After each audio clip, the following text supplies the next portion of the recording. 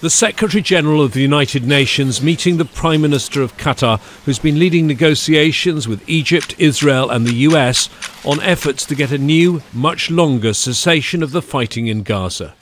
Your efforts for the fighting to end, your efforts for the humanitarian aid to be delivered, the efforts for hostages to be released are a fantastic contribution.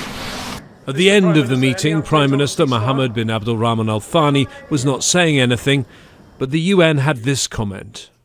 No surprise, discussed the efforts underway to end the fighting, to secure the release of the hostages, and to ensure support for humanitarian operations. Was the Secretary-General given any timeline for a potential start to a new cessation? He was briefed on the latest.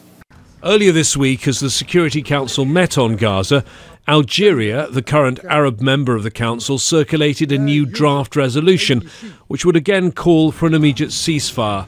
But the US Ambassador, Linda Thomas-Greenfield, says this is very unhelpful to the ongoing delicate negotiations. This draft resolution could put sensitive negotiations in jeopardy, derailing the exhaustive, ongoing diplomatic efforts to secure the release of hostages and secure an extended pause that Palestinian civilians and aid workers so desperately need.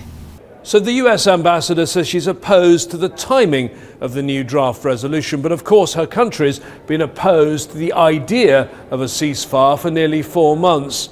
A UN Security Council resolution demanding a ceasefire would have been passed already if the US hadn't used its veto on 3 different occasions. James Bays, Al Jazeera at the United Nations. Make sure to subscribe to our channel to get the latest news from Al Jazeera.